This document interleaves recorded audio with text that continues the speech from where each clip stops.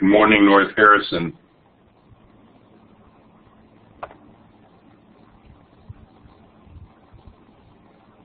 North Harrison, can you hear me?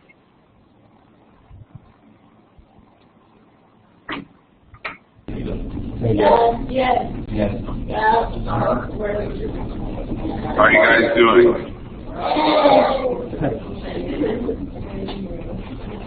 So, you should be starting to read, not finishing to read, Chapter 3 on the federal system. And you should have completed posting on discussion board and getting ready to post on discussion board 3. I turned their mic off because that's where we're getting. Right. They can hear me though. Is that right, Lacey? Yes. It's just that their mic talking to you was creating that echo, so it was making it harder. Yep, I got you. Okay, no problem. Okay, so if you do not have a textbook by this point, you need to really hustle and take care of that. And I need to know if you do not have a textbook. I need to know this because I have to decide when your first paper assignment is due. And until I hear from people, I'm going to assume that it's when the due date is as listed in the syllabus and on the Blackboard course online. So you should be doing work on that. And if you do have questions about the assignment, it would be appropriate for you to start posting those questions on the discussion board help forum, or if assuming your question is of interest to everybody in the class, and if it's not, then you should send me a course message. So I want to talk about the federal system today and most of this week. This is a very, very important part of not only the U.S. Constitution, but the entire American political system. The federal system can be defined as a political order in which authority is divided by between national and lower level or subnational governments. Each government has distinct powers, and that other governments generally cannot override. Sometimes they can, but in general, powers are designated to each entity, both the national and the subnational governments. So this is an arrangement, a governmental arrangement of power sharing. And a number of nations have a federal system. Some are listed on the slide, but there are those that don't. I mean, one example that comes to mind is France, that has a unitary system. Essentially what a unitary system is that most of the governmental power, indeed the great preponderance of governmental power, is in the national government and not subnational or local or provincial governments. Similarly, we talked earlier about the Articles of Confederation. This was an example of a confederation or a confederal system where most of the governmental power rested with the states or subnational governmental bodies. But in a federal system, the governmental power is divided. And so this is a distinct feature of the American political system. And it has substantial consequences, and we'll get into that. This chart is a reasonably updated graphic of the federal government of the United States.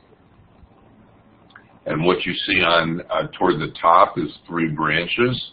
the judicial branch, the executive branch in the middle, and the legislative branch, and the various subunits within each of these three branches, except the entire bottom of the chart is the executive branch of the federal government.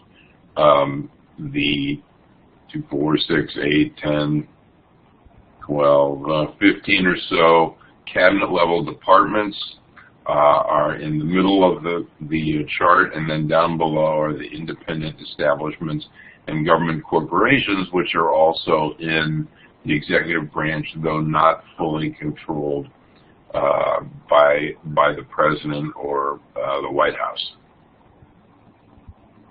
So, as we'll see as we get into the course, most of the people who work for the federal government work in the executive branch of the federal government. This is not new. This has always been the case in modern American history, political history, and we'll talk more about this as we go on. But this is what the federal government in an organization chart looks like. This is what federalism looks like.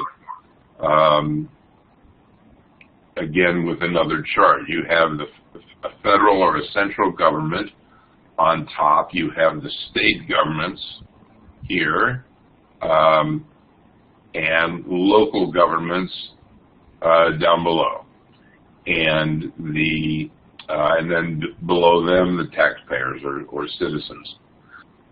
So what you have is a system of divided governmental power. What is unclear in almost all federal systems, including our own, is what the division of powers between the different governments, levels of government, federal, state, local, what the division is. That's up for grabs. It's always up for grabs. The Constitution, in a sense, settles it, as we will see, but not really. So, before you think that Americans don't like government, this image suggests otherwise. If we don't like it, why do we create so many different governmental entities? We have one national government, we have 50 state governments, we have almost 90,000 local governments. I'm sorry, we have almost 90,000 local governments. These are counties, cities, towns, school, and special districts. So we, in fact, have a great deal of government, though in terms of sheer numbers, the great preponderance is obviously at the state and local level.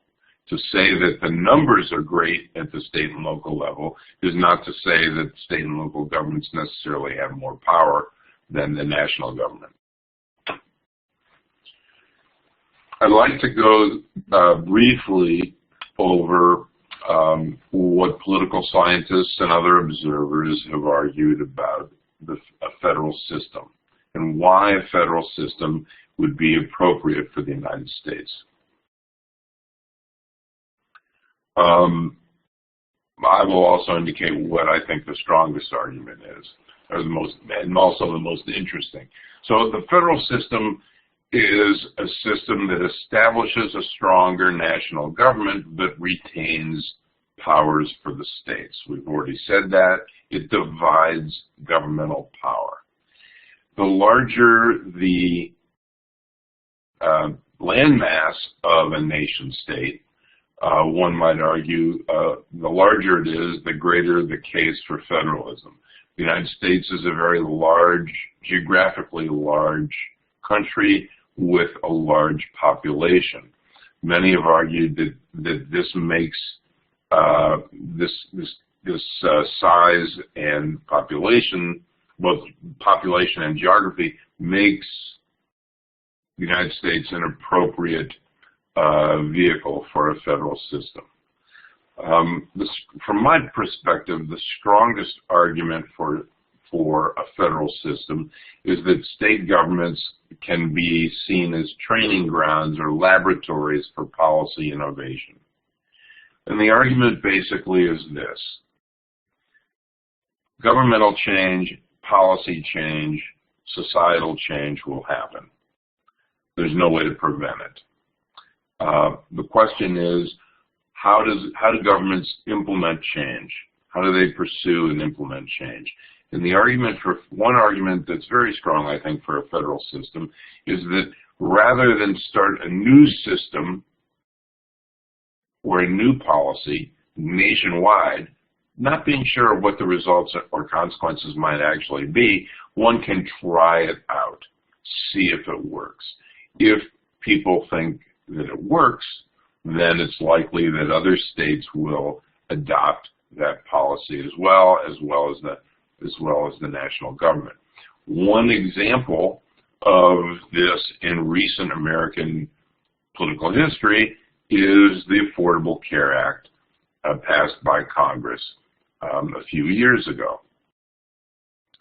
The Commonwealth of Massachusetts passed a health policy program very much like what the Affordable Care Act has become. And so they tried it out in Massachusetts first, seemed to work pretty well. My son lives there, and he has a few issues with it, but by and large, it achieved the goal of seeing that the great majority of residents in Massachusetts had some kind of health insurance. And that model in Massachusetts became the basis for the Affordable Care Act, better known as, unfortunately, as Obamacare. So one strong argument for a federal system is it's a good way to experiment. It's a good way to try things out without involving the entire nation, but just one state or two states, see if the policy works, then take it national if it does. Another argument for federalism is that it allows for many political subcultures. We have 50 states, and so there are differences in the political cultures of the states. Some argue this is not so good, others say it's perfectly fine, but whatever, Mississippi and Minnesota are very different places in political terms. Utah and Massachusetts are very different places.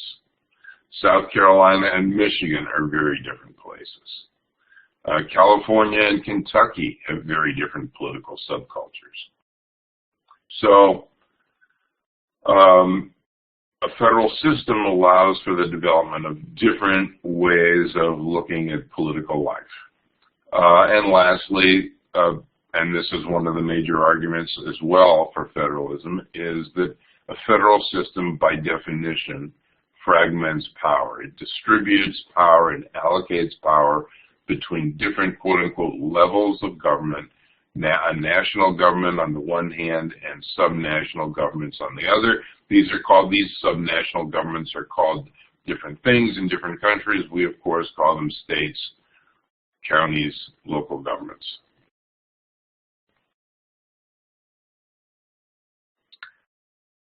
There are also many arguments against federalism, or perhaps put differently, problems with a federal system.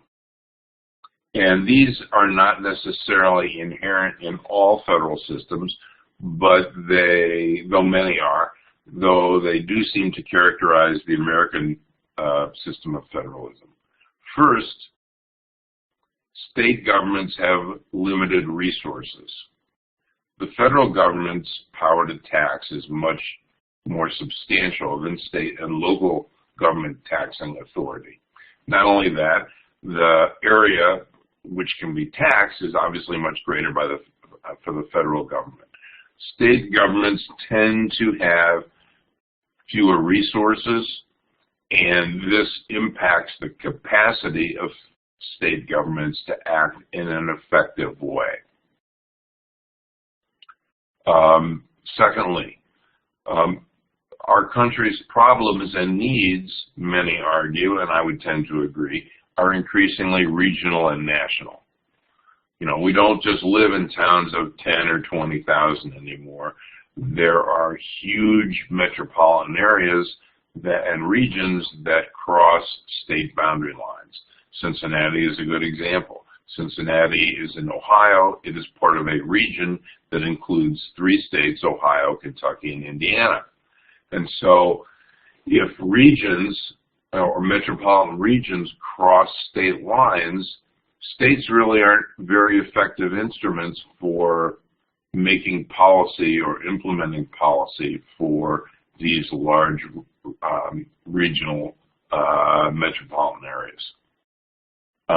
If a metropolitan region is in the middle of a state like Indianapolis or Columbus, this is not a problem. But if you've got, say, New York and New Jersey and Pennsylvania right together, or Virginia and Maryland, many times problems and needs transcend state boundaries. And the question is, how do individual states deal effectively with issues and problems that transcend those boundaries? Another argument against the federal system is that powerful states can either block or resist national laws or programs.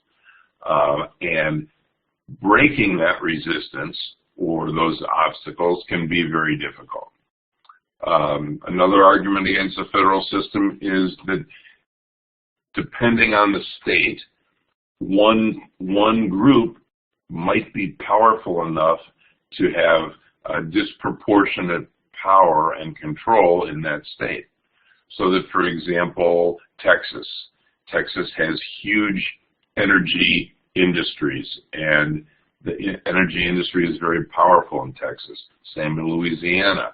In Utah, Mormons are a majority of the population. If you don't happen to be a Mormon in Utah, you are in a distinct minority. In Delaware, you've got many corporations and banks that because of state laws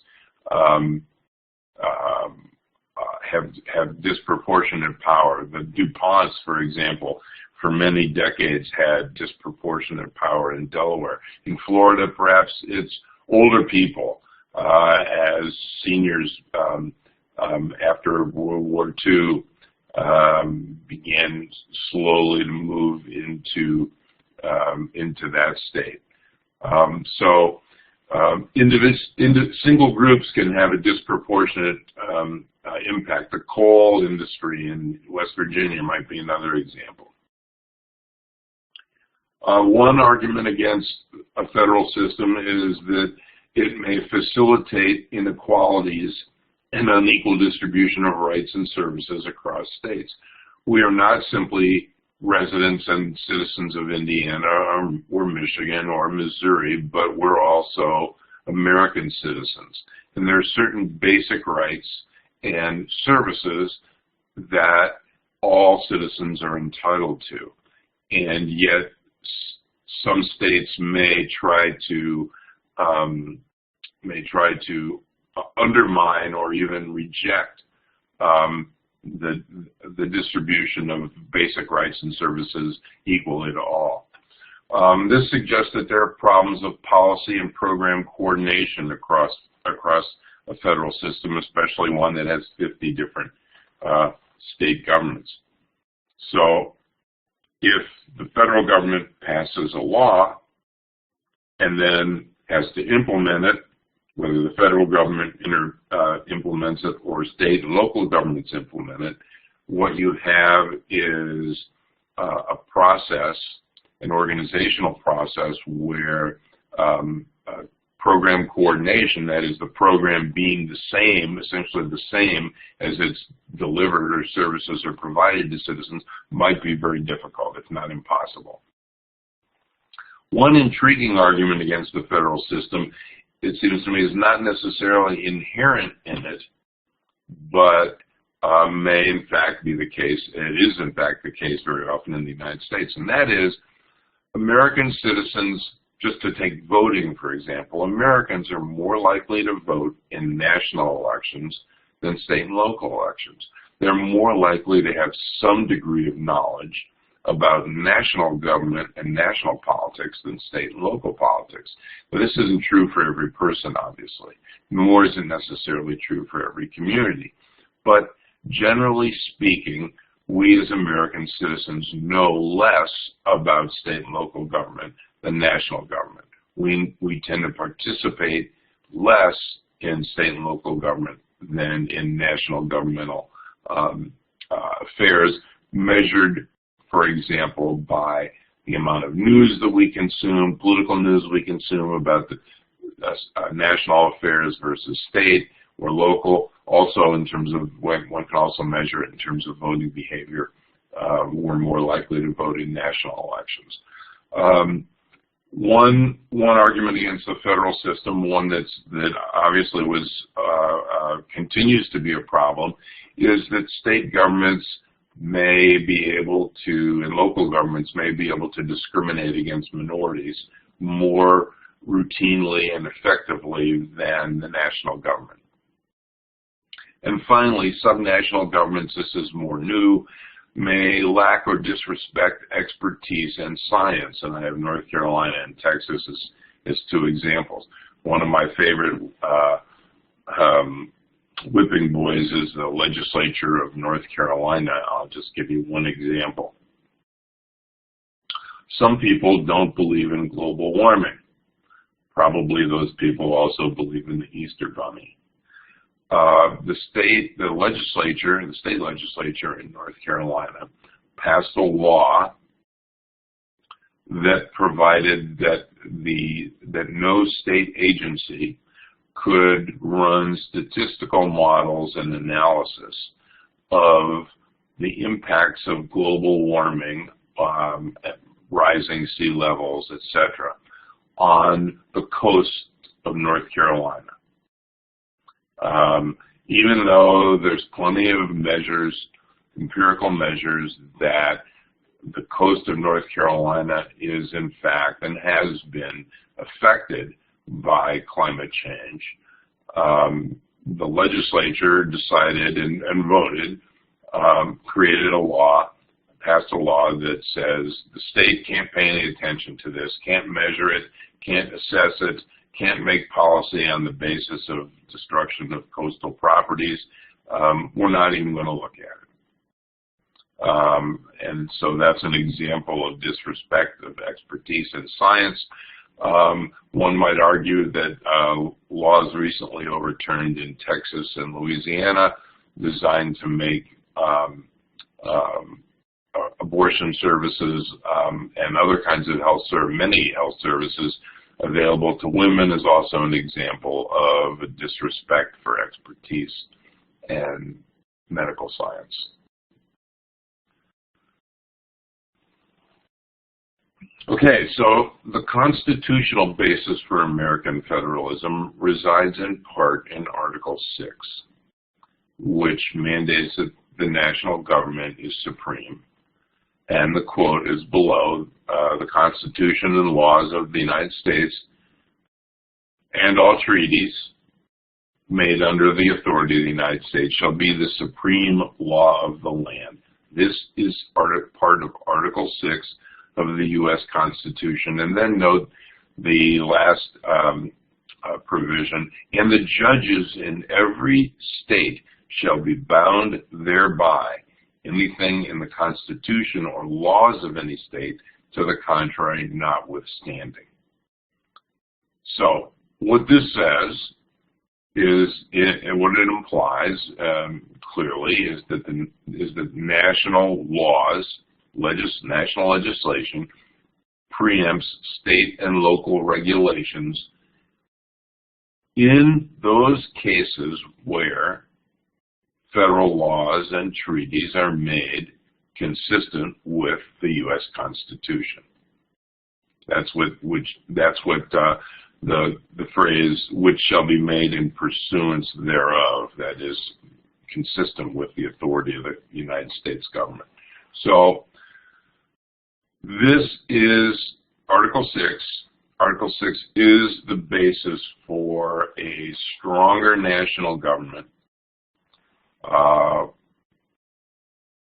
in the American political system. And it doesn't mean that all powers reside in the national government. It means that those powers that have been established either by the Constitution or by practice probably are consistent with the Constitution and trump what state governments and local governments can do in cases of conflict between powers. So I want to talk about the textbook for a minute, and I'm not intending this to bash the textbook, but I want to talk about federal powers and the courts. SCOTUS, by the way, stands for Supreme Court of the United States. So in Chapter 3 on page 91, the textbook says the Supreme Court defines the powers of the national government. And there are a number of statements like this in the textbook which suggest that the federal courts and the Supreme Court really determine what the Constitution means. And I don't really, I agree with this, but I don't agree with this. It's more complicated than that. I want to try to suggest to you that how it's more complicated. If we go down to the bottom, bullet here, I think this is a more accurate description of the power of the Supreme Court with respect to federal powers. Supreme Court responds to others' definitions of governmental powers. Supreme Court, as we shall see later on, is not like the caricature of lawyers who are ambulance chasers. The federal courts and the Supreme Court, if the members of the courts see something that seems to be unconstitutional, they can do nothing. The courts can only do something when some governmental body or citizen or group, some person or persons with standing, and we'll talk about that in another lecture, bring a complaint, bring a case to the courts. So the court is not proactive. The court is reactive to what other actors in the political system do. So the Supreme Court then, I think, responds to others' definitions of governmental powers. Only when a relevant case is decided upon is its definition of powers relevant, but the Supreme Court has very little power of implementation.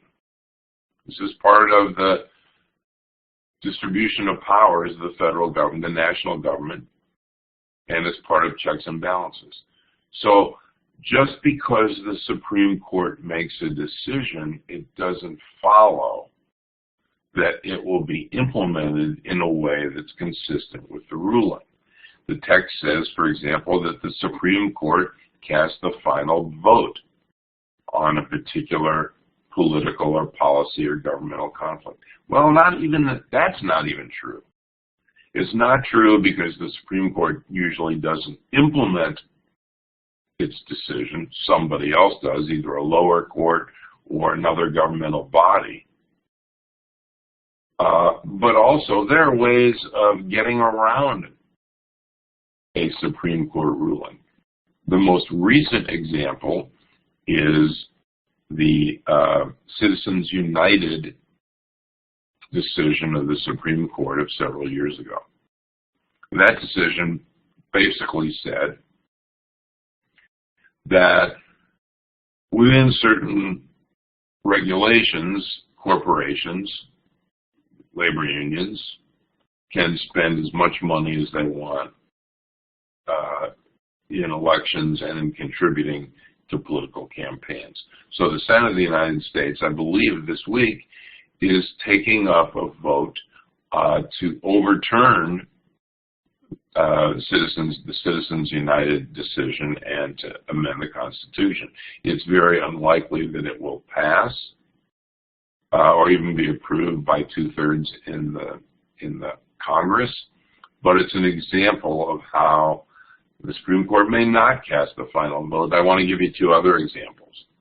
One of the most important Supreme Court decisions in the history of the Supreme Court is Brown versus Board of Education. That decision was a unanimous 9-0 decision made by the Supreme Court in 1954, which declared that segregation by law of public schools, K through 12 in the United States, was unconstitutional. That was 1954, 60 years ago. If you actually do the empirical measures of integration of public schools in the United States today, it's really not much different than what it was 60 years ago.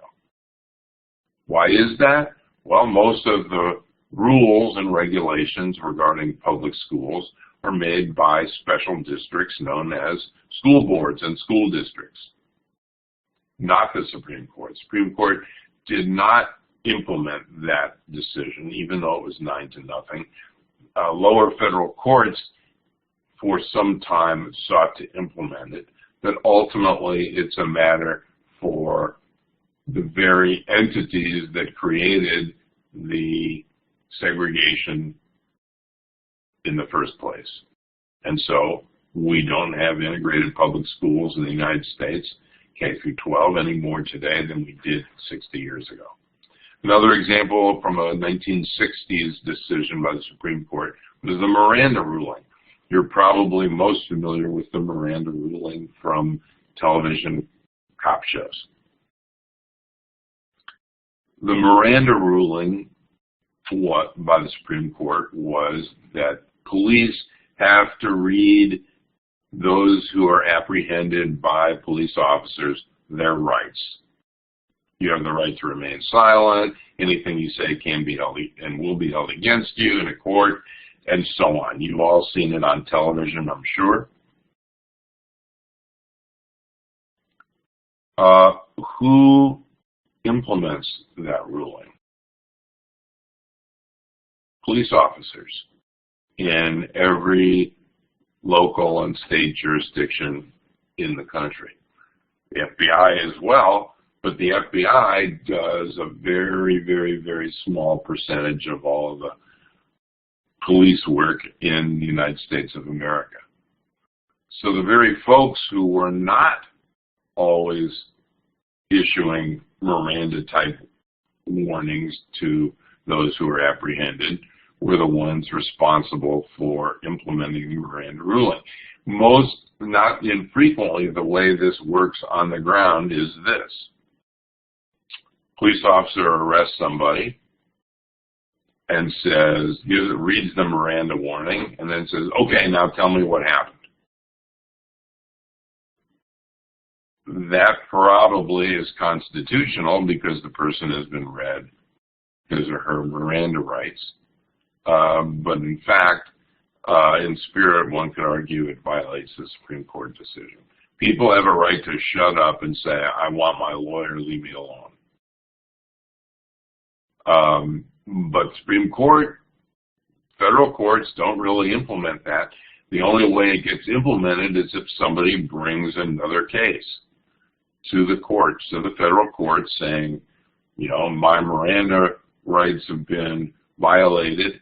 I was apprehended. Nobody read me my rights, and so my conviction should be overturned because the evidence that was used against me was tainted by the violation of my constitutional rights.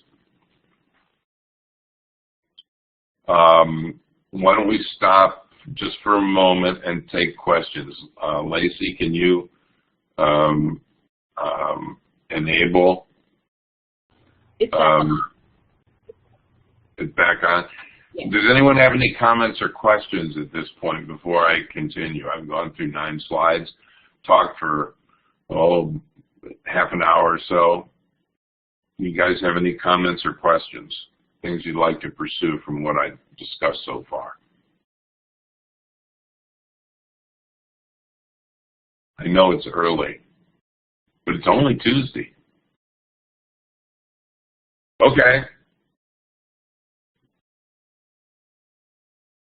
So, how exactly is power divided in our federal system? And the answer is, forget about exactly. It ebbs and flows, it changes over time. For much of our history, up until the Great Depression, political scientists define our system of federalism as a system of dual federalism. I think I might have a graphic of this later on.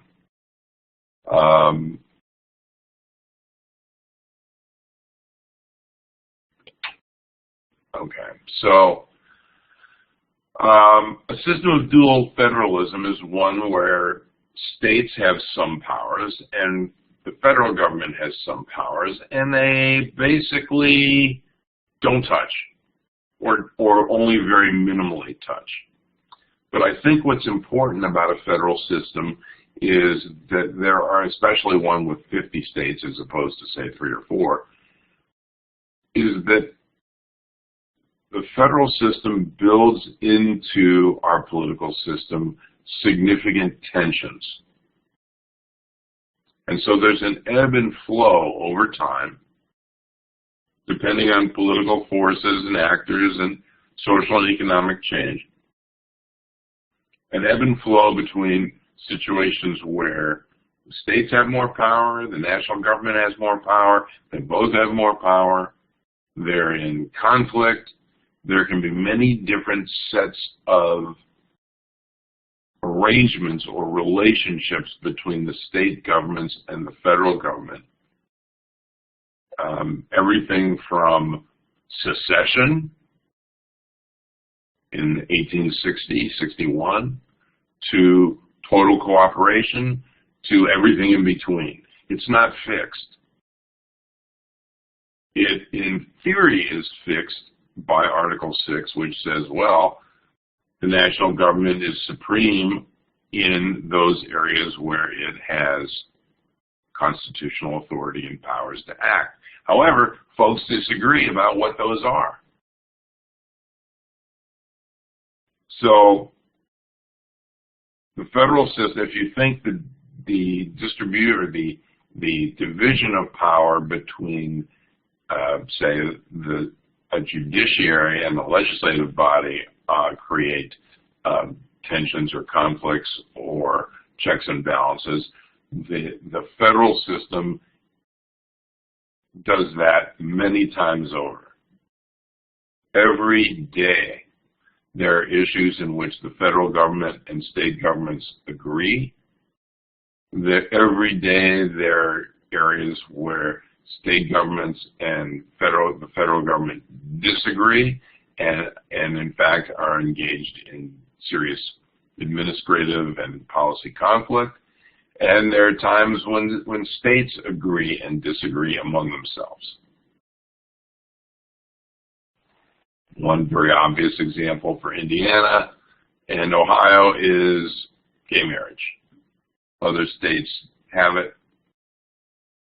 It's legal. Do Indiana and Ohio have to recognize that? Those relationships, that marriage, when it's prohibited in the state of Indiana or the state of Ohio. And this is essentially a matter of intergovernmental relations and federalism. So one image up to the Depression in the 1930s of American federalism was that you had two separate entities. You had a federal government, it did its thing. You had state governments, they did their thing, and they really had not too much to do with one another. One measure of the relationship between the federal government and state governments is how much money, how many federal revenues are returned to state government. And before 1933, it was very little. And since that time, for the most part, the amount of revenue going from the national government to state governments has increased dramatically. We'll talk about that more in another lecture.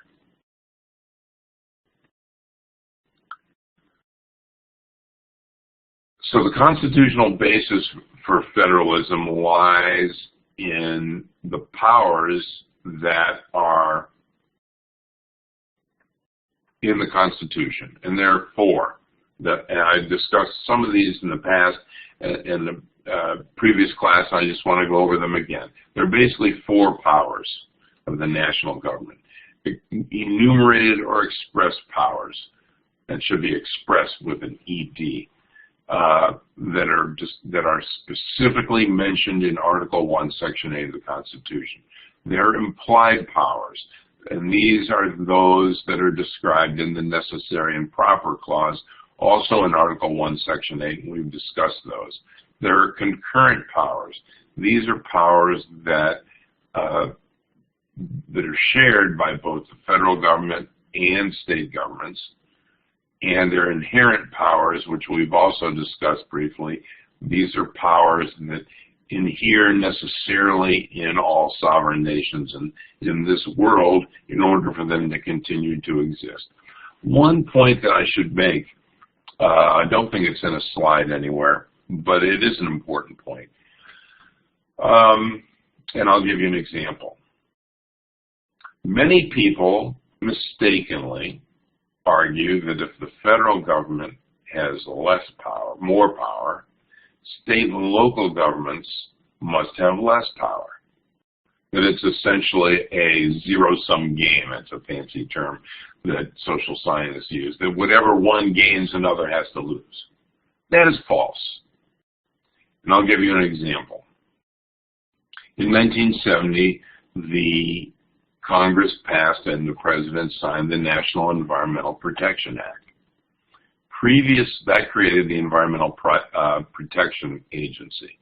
Before that time, very few, if any, states had any substantial environmental protection and environmental quality agencies. After that law was passed, most of the states, and probably all of the states eventually, passed legislation establishing environmental agencies in the executive branch of state government. These enabled states to take steps consistent with state and federal law to improve the quality of the environment in their particular state. So this didn't diminish state powers. This new federal law didn't diminish state powers. It allowed states to do things that previously they had not been doing. So the idea that if the federal government gains power, state governments and local governments have to lose power, just not so. It can be true, but it need not be true and often isn't.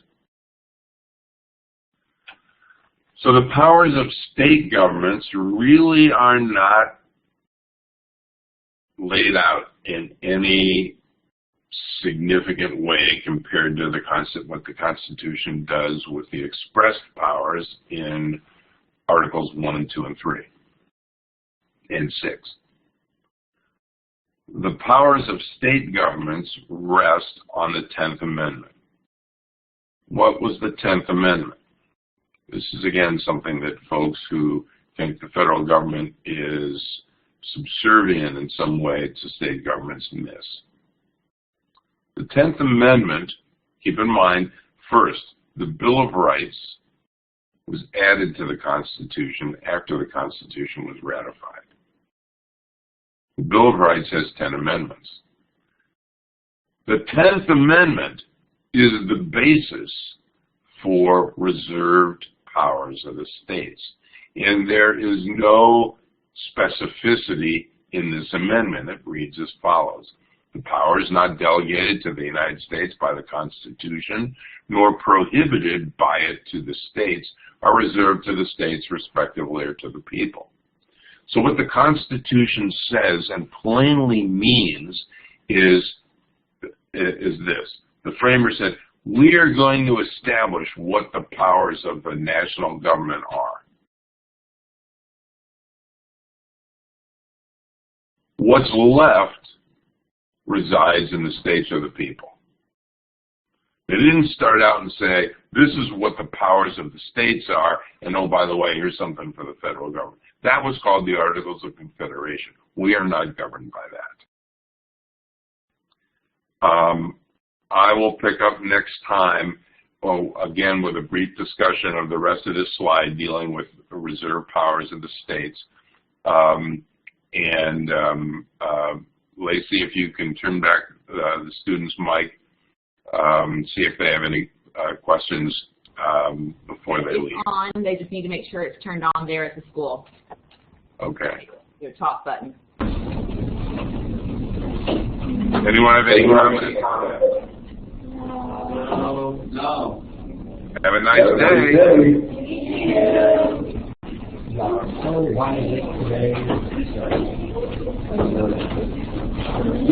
day.